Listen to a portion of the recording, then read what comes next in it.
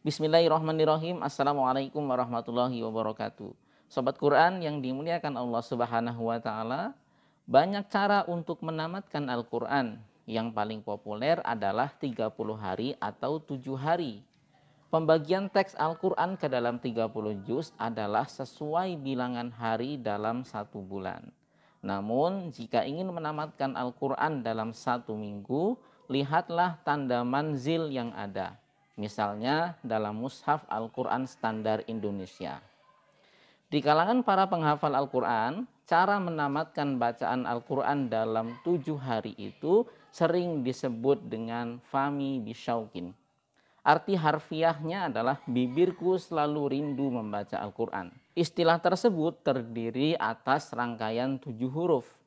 Fa, mim, ya, ba, shin, waw, dan qaf yang menandai masing-masing kelompok. Yang pertama, fa adalah surat Al-Fatihah sampai surat An-Nisa yang disebut dengan hizib pertama atau manzil pertama. Yang kedua, mim adalah surat Al-Maidah sampai akhir surat At-Taubah yang disebut hizib kedua atau manzil kedua. Yang ketiga, ya adalah surat Yunus sampai akhir surat An-Nahl yang disebut hizib ketiga atau manzil ketiga. Yang keempat, ba adalah surat Bani Israel sampai akhir surat Al-Furqan yang disebut dengan hizib keempat atau manzil keempat. Kemudian yang kelima, shin adalah surat Asy-Syu'ara sampai surat Yasin yang disebut hizib kelima atau manzil kelima. Waw adalah surat Was-Saffat sampai akhir surat Al-Hujurat yang disebut hizib 6 atau manzil yang ke-6. Dan terakhir, Qaf adalah surat Qaf sampai surat An-Nas yang disebut manzil 7 atau hizib yang ke-7.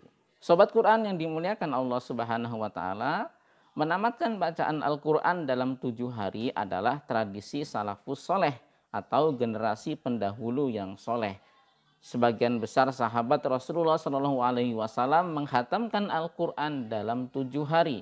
Sebagaimana anjuran Rasulullah SAW kepada Abdullah bin Umar radhiyallahu anhuma.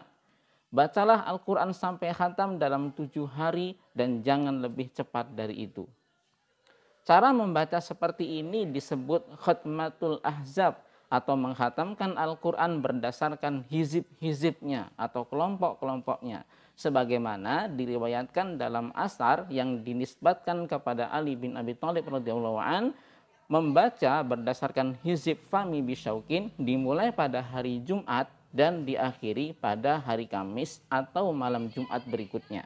Bila kita mengkaji dan mendalami sejarah kehidupan salafus soleh dari kalangan sahabat dan tabi'in, maka kita akan menemukan mereka meskipun dalam kesibukan yang sangat padat dan dalam keadaan yang mendesak, mereka tetap menjaga dan membaca wirid dari kitabullah yaitu Al-Quran, baik dengan membaca ataupun mentadaburinya. Bagi mereka, tahzib atau mengelompokkan Al-Quran menjadi beberapa kelompok adalah perkara sunnah yang diterima dari Rasulullah SAW secara mutawatir dan diketahui oleh banyak kalangan. Oleh karenanya, kita akan mendapatkan tradisi mereka menghatamkan Al-Quran di waktu-waktu tertentu. Berbeda dengan keadaan kita pada zaman ini yang cenderung meremehkan dalam membaca Al-Quran dan tidak konsisten dalam membaca dan mentadaburinya, sehingga tradisi tahzib menjadi sunnah yang terlupakan. Bahkan tidak diketahui oleh para penuntut ilmu dan penerus dakwah. Padahal jiwa sebagaimana jasad yang membutuhkan nutrisi lebih membutuhkan asupan dan energi untuk mendekat kepada Allah Subhanahu wa taala dan berjuang dalam dakwah ini. Salah satu dari sekian banyak asupan rohani tersebut adalah membaca Al-Quran dan mentadaburinya. Banyak riwayat sahih tentang hizib atau membaca Al-Quran dengan target harian ini. Rasulullah SAW dan para sahabat senantiasa menjaga amalan ini, sebagaimana diriwayatkan dari Umar bin Khattab radhiyallahu an bahwa Rasulullah SAW bersabda, barang siapa tertidur sebelum membaca hizibnya atau sebagiannya, kemudian dia membacanya di antara sholat fajar dan zuhur, maka dia mendapatkan pahala seperti membaca pada malam harinya. Hadis ini diriwayatkan oleh Imam Muslim. Di antara hizib yang masyhur di kalangan mereka adalah sebagaimana yang diriwayatkan oleh Aus bin Huzaifah radhiyallahu an. Pada suatu malam Rasulullah SAW terlambat hadir pada pertemuan yang biasa kami berkumpul sebelumnya. Sehingga aku bertanya tentang keterlambatannya. Beliau menjawab, malam ini saya mempunyai tanggungan hizib dari Al-Quran yang belum selesai dibaca. Maka aku enggan keluar rumah sampai aku dapat menyempurnakannya. Lalu di pagi harinya saya menanyakan para sahabat Rasulullah SAW, bagaimana kalian membuat hizib atau kelompok surat dari Al-Quran? Mereka menjawab, kami membaginya menjadi 3 surat, 5 surat, 7 surat, 9 surat, 11 surat, 13 surat, dan hizib mufassal atau surat-surat pendek. Hadis ini diriwayatkan oleh Ibnu Majah. Dari keterangan hadis di atas, maka tercetuslah sebuah rumus fami bisyaukin yang membagi Al-Quran menjadi 7 hizib atau manzil, yang masing-masing hizib atau manzil tersebut terdiri dari 3 surat, 5 surat, 7 surat, 9 surat, 11 surat, 13 surat, dan hizib mufassal atau surat-surat pendek. Fami bisyaukin adalah sebuah ungkapan Arab yang bermakna bibirku selalu rindu untuk membaca Al-Quran. Fami bisyaukin juga merupakan singkatan dari huruf-huruf awalan di mana surat-surat pertama tersebut dimulai.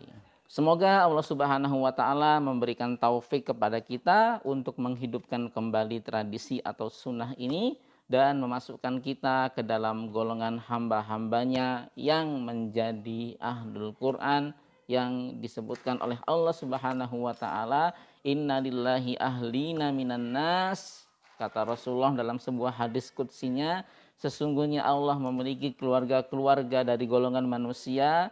Ketika sahabat bertanya, qalu man hum ya Rasulullah, siapa mereka wahai Rasulullah? Ahlul Quran hum ahlullah wa khassatuhu. Mereka lah ahlul Quran, adalah orang-orang yang menjadi ahlullah, keluarga-keluarga Allah, wa khassatuhu, dan orang-orang spesialnya. Mudah-mudahan kita termasuk ke dalamnya dengan cara menjadi seorang yang berinteraksi dengan Al-Quran secara istiqomah sampai akhir hayat kita, baik dengan membacanya, menghafalnya, mengkajinya, mentadaburnya, dan mengamalkannya.